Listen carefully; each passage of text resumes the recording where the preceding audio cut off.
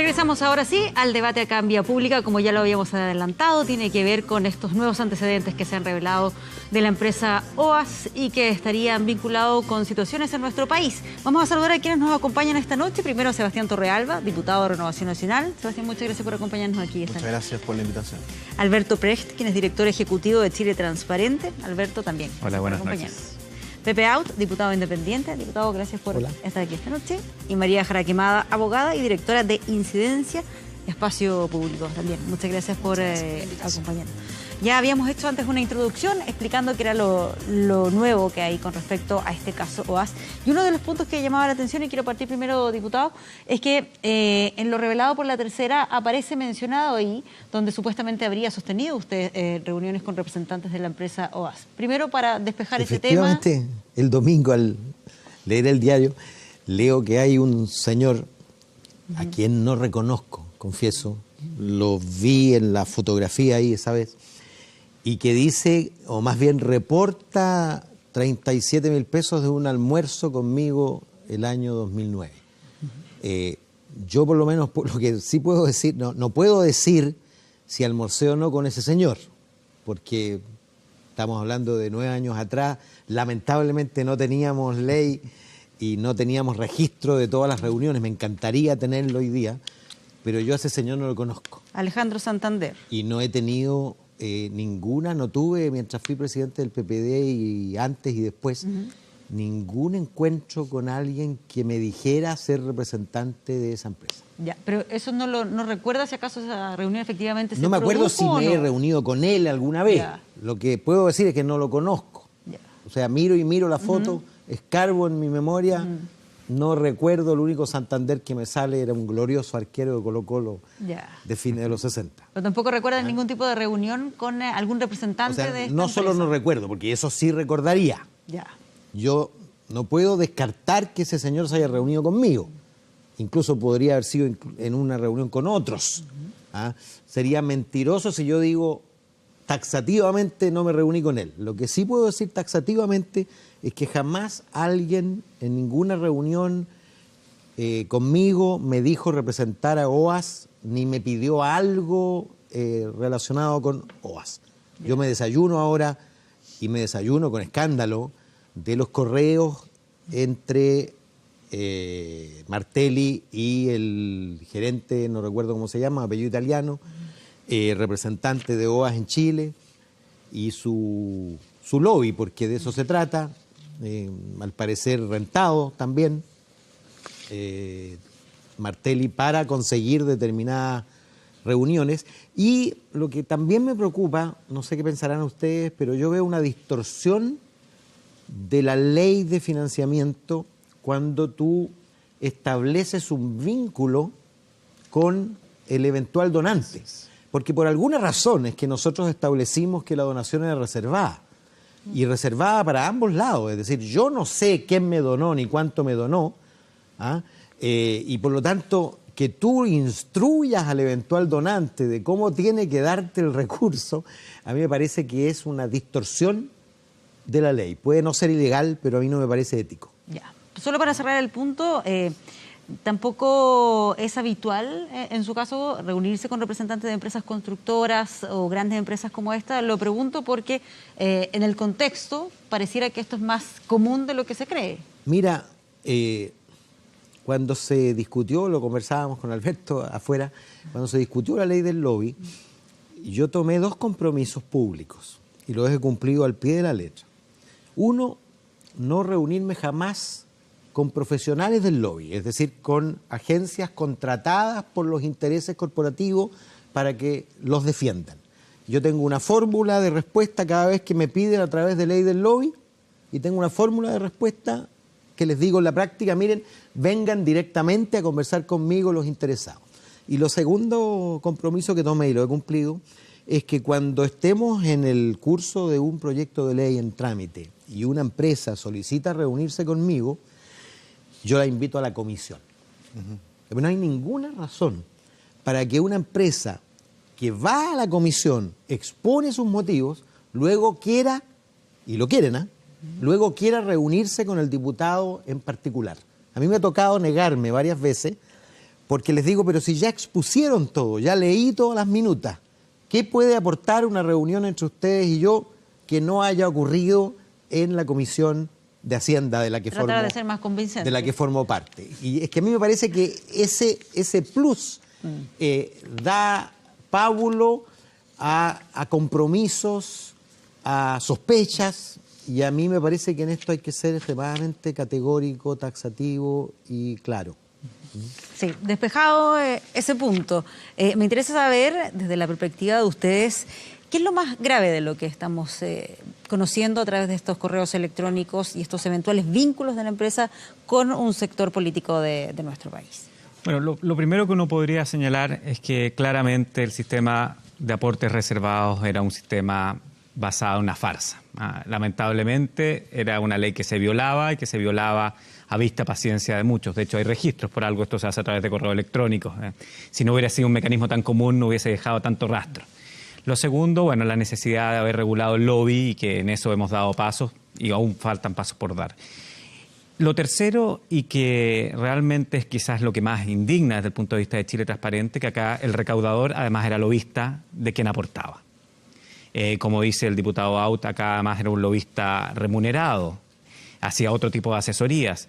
Y de eso habrá estado enterado el que recibía el aporte, es una buena pregunta. Independiente que eso no constituya delito, porque no constituiría delito. Y además los delitos electorales en esa época tenían una prescripción muy cortita de solamente 1 año. Y por último, que creo que es lo más relevante y que quizás hemos sido majaderos en decirlo, bueno, Chile no tenía por qué estar ajeno a un esquema que buscaba que efectivamente hubiera una ligazón entre el poder político y el poder empresarial brasilero en cuanto a inversiones. Y eso se llama Operación Lavallato, lo hemos visto, involucra más de 15 empresas constructoras, son miles de millones de dólares que llegaron a altos niveles de Latinoamérica. Chile recibe quizás no el bombazo completo, por supuesto, pero sí recibe algunas esquirlas. Y esas son las esquirlas que hay que efectivamente ver cuál era la profundidad que tenían. Hay un caso bastante claro, el caso de Marco Enrico Ominami, parece que va a ser formalizado en los próximos días. Hay otros casos que efectivamente sería difícil que haya constitución de delito, pero son interesantes de aclarar cuál fue el efectivo rol de estas empresas en esas campañas. Sí. Diputado, ¿cómo ve usted lo que tiene que ver con la investigación de lo que está pasando puntualmente con esta empresa? Mira, lo que vimos en el reportaje del fin de semana, que también nos desayunamos nosotros, porque este reportaje no nace de una denuncia que haya impulsado gente de Chile Vamos o de otros partidos, sino que nace de investigación de la Fiscalía y por lo tanto de un reportaje periodístico. La verdad es que hoy día se ve nuevamente la fe pública se ve en riesgo. Y lo que queremos nosotros es que finalmente todos estos casos hay que investigarlos hasta el final. Los chilenos están cansados de recibir información a cuentagota y que cada día se estén informando sobre distintos casos de corrupción. Y por eso nosotros creemos que es importante en estos casos, independiente de que los casos estén prescritos o no, y ahí nosotros vamos a tener un desafío desde el punto de vista legislativo, Pepe, pero tenemos que investigar. Tom ha dicho que eventualmente estos delitos estarían prescritos. Claro, pero nosotros tenemos que investigar a fondo y aquí y investigar a fondo significa ponerse a disposición de que caiga quien caiga.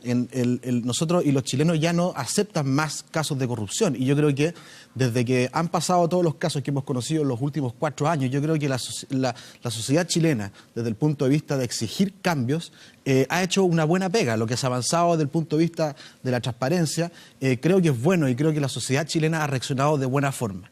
Pero lo que no podemos hacer es dejar de investigar y de que se genere este manto de duda en Chile de que podría haber un nivel de corrupción como en Brasil, como en Perú, como en Argentina. Eso no nos puede pasar como sociedad. Y por eso nosotros hoy día hemos ido donde el fiscal a pedirle por favor de que investigue, a pedirle por favor de que se generen las herramientas para que podamos investigar a fondo. Eso es el fiscal nacional. ¿Y exactamente a qué se comprometió el fiscal?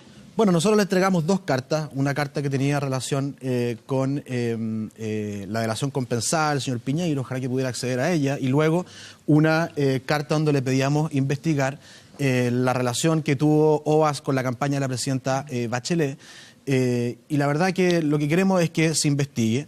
Y particularmente desde la comisión, desde la Cámara de Diputados, yo creo que es necesario volver a levantar la comisión investigadora OAS, que terminó en el proceso legislativo anterior sin un informe final. porque se acabó el periodo legislativo y por lo tanto habrá que levantar nuevamente esa comisión si es que están los antecedentes para poder de alguna u otra forma entregarle más antecedentes a la Fiscalía para que pueda investigar bien y nos ayude a todos los chilenos a saber cuál es la verdad. Sí. María Jaraquemada, ¿cuál es la impresión que tiene sobre cómo se ha llevado adelante la investigación, los antecedentes sobre este caso? Mira, yo creo que hay dos cosas. O sea, hay temas que acá, bueno, en la época en que se habría hecho este financiamiento irregular no eran delitos. Ya era solo falta y también estarían prescritos. Y afortunadamente se cambiaron las leyes. De hecho, yo recuerdo cuando estaban discutiendo estos cambios legales que había mucha oposición y que se defendían mucho las donaciones reservadas diciendo que no, que efectivamente eran reservadas. Y todo esto te viene a demostrar cómo no era así. Y de hecho, hasta el día de hoy, a veces salen algunas editoriales rememorando esta legislación antigua, tratando de revivirla y tratando de revivir también las donaciones de empresas, que como muchos decíamos, estas donaciones no son altruistas, o sea, acá no hay filantropía. Esto no es donar al teatro municipal.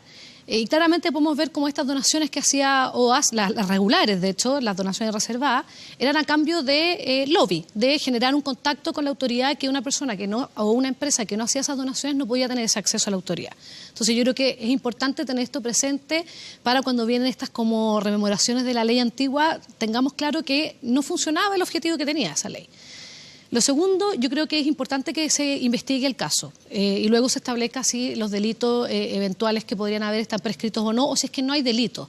Puede que estemos en un caso nuevamente donde no hay delitos en Chile como lo hubo en otros países de América Latina, pero estamos hablando de una empresa donde está siendo investigada en otros países y donde en Brasil ya está demostrado, y de hecho el presidente de la empresa está preso, está demostrado que sobornaba y que financiaba irregularmente la política para obtener contratos de manera ilícita. Entonces, habría que ver si es que ese modus operandi no trató de replicarlo en Chile. Entonces, yo creo que eso es importante y hay que despejar esa duda. Ahora, esperanzas de que esto sea sancionado, yo creo que hay pocas. Lamentablemente, tenemos una legislación muy débil, a mi juicio, en sanciones a la corrupción. Las sanciones en general no van más allá de 3 años, a menos que acumulemos varios delitos. Por lo tanto, si es que hubiera algo y no estuvieran prescritos los delitos, poca posibilidad de que alguien pase un día en la cárcel. Pero por eso mismo que describes, ¿crees que efectivamente se vaya a avanzar en una investigación donde están todas esas situaciones que además pueden ser delitos que estén prescritos, sí, donde además en esa época no eran delitos? Yo creo que se puede avanzar en la investigación, pero además estos casos son muy difíciles de comprobar. O sea, hemos visto otros casos donde hay correos electrónicos y donde a veces nos da la sensación de que podría haber tráfico de influencia, pero es muy difícil de comprobar porque básicamente casi que el estándar que se pide es de un correo electrónico donde se diga, sí, señor empresario o empresaria, yo voy a hacer lo que usted me pide y por lo que me pagó. Entonces, a diferencia de lo que pasa en Brasil, que entiendo que ahí sí hay testimonios. Pero además hay una delación compensada que nosotros no tenemos y nosotros creemos que es una herramienta muy eficaz para delitos de corrupción que son muy difíciles de comprobar. Y de hecho lo que pasó en este caso es que hay personas que están dispuestas a hablar de este caso en Chile. Leo Piñeiro, ex director ejecutivo de OAS, que está preso en este momento y que él supuestamente no lo quiere hacer porque él no tiene beneficio de la delación compensada en Chile y eso fue lo que le dijo el Ministerio Público. Le dijo, yo no puedo prometerle algo que en Chile no contamos. Ahora, estamos hablando de personas que él está detenido por 16 años. Estamos hablando de penas realmente altas, o sea, y él accedió a rebajas por la delación compensada. O sea, en Chile no tenemos eso, no tenemos sanciones así. ¿Existe alguna alternativa, algún escenario para poder aceptar que se le den ciertos beneficios para que pueda entregar la información? Mira, el derecho chileno efectivamente en este ámbito no contempla la delación compensada, pero es bien interesante lo que está ocurriendo ahora en Argentina. En Argentina, que tampoco tiene este mecanismo, han logrado una cierta colaboración que ha permitido una recepción de información sin tener la persecución penal de quien está entregando la información. No es un mecanismo de delación compensada propiamente tal, es más bien un acuerdo entre ministerios públicos y quizás es algo que se podría explorar. Pero sí, el derecho anticorrupción en Chile es casi inexistente. Nosotros en Chile tenemos delitos funcionarios con bajas penas, lo ha dicho María, y efectivamente hacia allá hay que avanzar. Pero OAS no es una blanca paloma. OAS tiene investigaciones abiertas en Chile bien relevantes. El hospital de Rancagua, que se demoró, hay que preguntar a los rancaguinos cuánto se demoró en abrir ese hospital y cuántos problemas tuvo, construido por OAS. OAS que se retiró de algunas obras, y entre ellas el canal de Chacao, y retiró bases de licitación como las del aeropuerto Pudahuel, y después, cuando ocurrió el caso Lavallato, raramente ya no estaban interesados. Bueno, ¿y por qué antes tenían tanto interés? Y obviamente el caso de Marco Enrico Minami, que es más claro porque, bueno, hay una prueba bastante fehaciente que es un avión bastante grande, así que ahí sí que hay pruebas. Difícil de esconder. Difícil de esconder. Entonces, OAS efectivamente algo trató de hacer en Chile. Y que eso haya constituido delitos es lo que tiene que investigar. Eso es lo que queremos saber. Sí. ¿Qué es lo que trató de hacer OAS en Chile? Eso es la duda que a uno le nace al leer este reportaje, y que yo creo que es importante que todos los que aparecen en ese reportaje tomen la acción que, por ejemplo, está tomando de transparencia, que está tomando Pepe hoy día. Hoy día, venir a un canal de televisión, luego que sales sales indicados en un reportaje como este, la verdad es que eso es lo que los chilenos esperan, de que las personas sean transparentes y digan lo que tienen que decir. Hoy día Pepe dijo en la radio de Agricultura que pone las manos al fuego porque nunca haber hecho lobby o nunca haber recibido alguna empresa. Yo le creo, pero la verdad es que lo que esperamos de las demás personas que están en ese proceso también tomen la misma acción valiente que está tomando Pepe hoy día, y que yo creo que es lo que los chilenos esperan. Por eso nosotros hemos ido hoy día donde el fiscal a pedirle por favor de que se investigue, y por eso creemos que en la Cámara de Diputados tenemos que hacer más esfuerzos para poder en algún día poder investigar estos temas, porque finalmente, le vuelvo a repetir, lo que se ve dañada aquí es la fe pública, es lo que los chilenos piensan de los políticos, que la verdad es bastante pobre lo que creen de nosotros hoy día. Y a mí me encantaría de que hubieran más personas que tuvieran la valentía que tiene Pepe hoy día de ponerse a disposición de una investigación. Yo creo que tu pregunta, Sebastián, de qué pretendía OAS, tiene una respuesta bastante simple. Yo creo que pretendía hacer lo mismo que hizo en Brasil y que hicieron varias empresas brasileras por lo demás en prácticamente todos los países de América Latina. ¿Y le habrá resultado acá en Chile? Y bueno, ahí hay indicios, elementos indiciarios. Ahora, ¿qué es lo que hay del reportaje en concreto? ¿Qué es lo que hay? Hay, a mi juicio, una perversión del mecanismo legal de aporte reservado. Ahora, como tú bien decías, probablemente eso era la norma, probablemente, no sabemos, pero ahí hay un aporte reservado que no es tal. Segundo, hay una acción manifiesta de lobby. Ahora, eso no estaba normado en esa época, hoy día incluso es legal. Y no es ilegal el lobby. No es ilegal el lobby. Lo importante es la transparencia. Lo importante es la transparencia. Situación. Lo tercero es verificar si hubo acciones que tuvieron que ver con la solicitud de la empresa. Yo quiero decir que esto es lo más complejo. Y de hecho acabamos de presentar de manera muy transversal, desde Boris a Belolio, pasando por Pamela Giles, Leo Soto, en fin, una combinación muy transversal de parlamentarios, un proyecto que permitiría sancionar el cohecho, lo que hoy día es prácticamente imposible, porque los jueces exigen establecer el vínculo preciso entre lo que te dieron y lo que tú diste, es decir, la contraprestación. Suponte que la contraprestación sea un voto. ¿Cómo distingues tú si ese voto respondía a la convicción de ese diputado o a la solicitud que le hizo la empresa? ¿Cómo tú pruebas de que ese diputado habló en esa comisión con una minuta que era de ese tercero y no era lo que él creía efectivamente de su convicción? Entonces nosotros decimos, mire, baste la concertación, baste la recepción de recursos ilegales para poder ser condenado, acusado y condenado eventualmente por cohecho.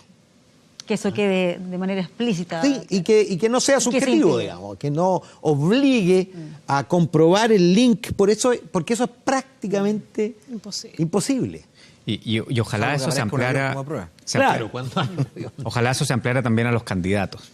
Porque el cohecho funciona cuando hay un funcionario público y hay un cohechante. Y en el caso de los candidatos se ve más bien como un delito electoral o podría haber otro tipo de delito. Entonces, el derecho australiano lo ha agarrado esto de una forma bastante inteligente, lo están legislando ahora, de que también los candidatos que después resultan electos debido a estos cohechos, efectivamente también puedan ser sancionados como funcionarios públicos, probablemente tal. O sea, el delito empieza cuando él es candidato. Y creemos que eso también sería interesante verlo en Chile, porque acá estamos hablando normalmente de relación de candidatos y financiación de campañas. No estamos hablando de funcionarios públicos en ejercicio. Y hoy día, además de todo esto que se ha dado desde el domingo, yo creo que hoy día, además, se da una señal desde la presidencia muy importante. El presidente Piñera dice que se investigue todo. Nada de estar haciendo aquí, dejando a algunos de lado, que se investigue todo lo que hay que investigar y que caiga el que caiga. En esto hay que ser bien consciente de que la gente y los chilenos no pueden soportar un caso más como este. Eso en el sentido de que las obras del puente Chacao se adjudicaron. Claro, porque cuando nos preguntan a de... nosotros, oiga, pero esta licitación, la única licitación que se ganó OAS en Chile fue la de, bueno, que se investigue. Y que se investigue todo, porque de verdad no podemos aceptar, y a nosotros nos da mucho miedo, de que en Chile pase lo que pasó en Argentina o lo que pasó en Brasil. En Brasil hay un expresidente preso al que le entregaron un departamento a cambio de favores políticos. O sea, hay un presidente en ejercicio hoy día cuestionado a un nivel... Cuestionado, el presidente presidente en Perú. En Brasil hicieron muy bien la pega, todos. Probablemente este es el escándalo de corrupción más grande de los últimos 30 años en Sudamérica, y la verdad es que ojalá que en Chile esto no haya pasado, pero para que sepamos eso, tenemos que investigar a fondo. Sí. Y me interesa conocer también, diputado, su percepción sobre Giorgio Martelli, recaudador de campaña, bueno, pero que aparece mencionado... Él se autodefinió públicamente, recuerdo yo, en un seminario. En un libro, además. Y en un libro sí, como un gran operador político. Una especie de profesional del vínculo entre el poder político y el mundo de la financiación. Y por un periodo eso fue casi causa de orgullo, un motivo de orgullo. Luego, claro, felizmente cambió la percepción de la sociedad, cambiamos las leyes y no fue fácil. María hablaba del término de los aportes empresariales. Tuvimos una resistencia de los antecesores de Sebastián para poder eliminar el aporte de empresa, pero gigantesco. Solo fue posible después de Penta.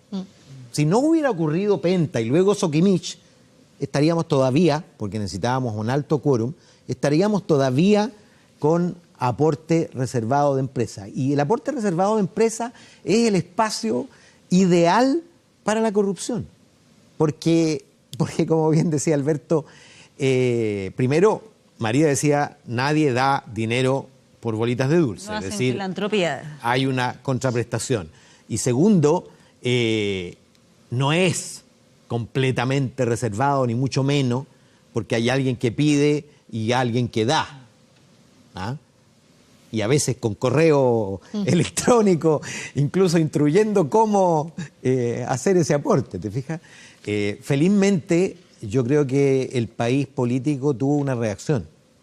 Y ahí haber convocado a la comisión que presidió Engel, en la que tú formaste parte, entiendo, ¿no? O sea, nosotros le hicimos el seguimiento. Claro, le hicieron el seguimiento.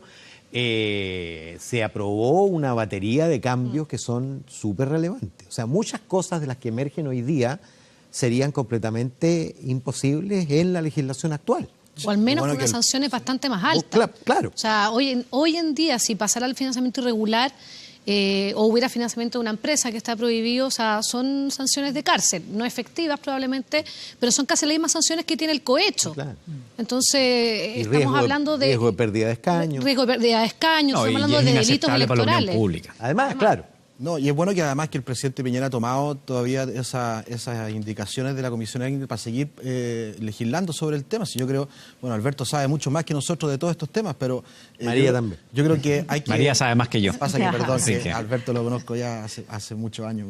Perdón, María. Pero yo creo que hay que seguir profundizando esa legislación y nos hace bien de que eso pase, porque finalmente tenemos que darle la señal a los ciudadanos de que al menos la plata está muy lejos de los políticos y nosotros tenemos que dedicarnos a legislar como corresponde, sin estar apretados por nadie, y por lo tanto yo creo que es importante además que el presidente Piñera aún esté impulsando esa agenda, que nos queda mucho por legislar en el futuro. Sí, debieran, sí. Sí, pero hay que hacerlo en serio.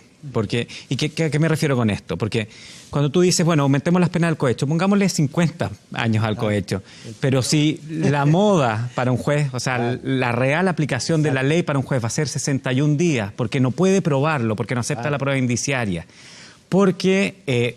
los corruptos, todos, la gran mayoría, tienen intachable conducta anterior, si por algo son corruptos, lo hacen muy bien. Después, además, son colaboradores, porque los corruptos normalmente tienen poder, entonces lo peor que le puede pasar a un poderoso es irse a la penny. O sea, imagínense metido ahí. Entonces, tienen todos los incentivos para poder reducir sus penas. Y entonces la moda en Chile es que se aplica 61 días. Entonces, lo que tenemos que hacer es quizás cortar algunas atenuantes, como ocurre, por ejemplo, en violencia intrafamiliar. Por otra parte, el poder eliminar salidas alternativas, por ejemplo. Subir los pisos más que los techos. Y también las accesorias, que María lo ha hablado tantas veces también. Inhabilitados de por vida.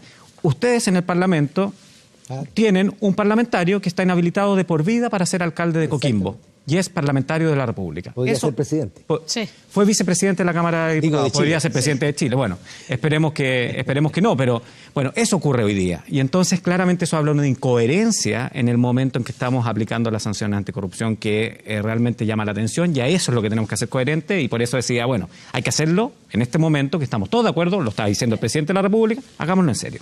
Sí, o sea, estoy de acuerdo, porque además la peor sensación que se puede dar es la que se está dando, que es de impunidad. O sea, al final se dice, bueno, los delitos de cuello, corbata, ¿cómo se le llaman? O cuando los políticos cometen delitos, quedan impunes. Y al final, o sea, existe esa sensación, y yo creo que no es solo sensación, sino que es real. Hoy en día tenemos delitos de hurto, por ejemplo, con la agenda corta antidelincuencia, que tienen el piso más alto que el cohecho, y eso no puede ser. La colusión se subió de 3 a 10 años. Entonces, ¿por qué no podemos darle la gravedad que tienen estos delitos? Porque a mi juicio es mucho más grave que un funcionario público reciba un soborno o que un parlamentario reciba la instrucción de alguien de cómo tiene que votar a que alguien me robe la billetera en el metro. Yo lo encuentro mucho más grave para la sociedad. Y eso hoy en día está quedando impune. Entonces yo creo que la señal tiene que ser muy potente de que esto no puede pasar. Y bueno, y si pasa, bueno, como pasó en Brasil, o sea, estas personas están 16 años en la cárcel, que yo creo que es bastante potente. Claro. Patricia, tanto más es el poder o la autoridad de la persona, tanto mayor ha de ser la condena. Nosotros pusimos un proyecto de ley hace un par de años, confieso que no tuvo mucha acogida entre mis pares, que eliminaba la posibilidad de la salida alternativa. Si tú te acogías a la salida alternativa, perdías el escaño. O sea, tenías que elegir entre probar tu inocencia o seguir siendo diputado. No puede ser que alguien que es diputado o senador se acoja a una salida alternativa, saque del bolsillo 30 millones, pague y se acabó el delito y sigue siendo... El Parlamento sin ningún problema. Yo hacía incompatible el uso de salida alternativa cuando se trataba, por supuesto, de penas posibles de 3 años y de autoridades. Claro, y de autoridades, porque bajo la tesis siguiente, las autoridades no son ciudadanos cualquiera. Son los que hacemos las leyes, estamos obligados como el que más a cumplirlas al pie de la letra. El estándar de exigencia tiene que ser mayor. Absolutamente, el Nos mayor quedan solo posible. algunos segundos. La duda que queda de ese caso, ¿estará la posibilidad en el Parlamento de que efectivamente se puedan hacer estos cambios, que se puedan hacer estas modificaciones en línea con lo que ellos están planteando? Sí, yo creo que hay una... Hoy día yo creo que Pepe lo dijo en un discurso que además son muy buenos discursos los que hay en la sala, de que siente de que hay un ánimo nuevo dentro de la Cámara. Habemos muchos diputados nuevos, otros que somos jóvenes, o al menos nos vemos jóvenes, que tenemos una disposición distinta a distintas cosas. Por ejemplo, a discutir temas que antes estaban vetados por algunos sectores y estamos en disposición a poder discutirlo. Por ejemplo, ponernos a discutir de verdad sobre cómo vamos a penar la corrupción, y esa es una pega que yo creo que todos los parlamentarios hoy día están dispuestos a eso. Pero también tenemos que, como Cámara de Diputados, ponernos en disposición a buscar la verdad. Y cuando hay situaciones como esta, cuando la fe pública está dañada, la Cámara de Diputados tiene que profundizar su trabajo de investigación para poder buscar la verdad, encontrar algunas personas que tengan que ver o que tengan responsabilidades políticas, pero además entregarle información a la Fiscalía para que pueda investigar de verdad. Y esa pega nosotros la vamos a hacer. Desde Chile Vamos estamos comprometidos, vamos a iniciar la búsqueda de nuevos antecedentes para levantar el OAS 2, una comisión investigadora, porque creo que hay mucho por cortar todavía en este caso y esperemos que vayamos encontrando la verdad con el pasar del tiempo. Quedaremos atentos a ver qué es lo que pasa finalmente con esas discusiones en el Parlamento. Le quiero dar las gracias por habernos acompañado acá esta noche en este debate Vía Pública. Gracias. Muchísimas gracias. Buenas noches. Nos vamos a una pausa y ya regresamos con más Vía Pública.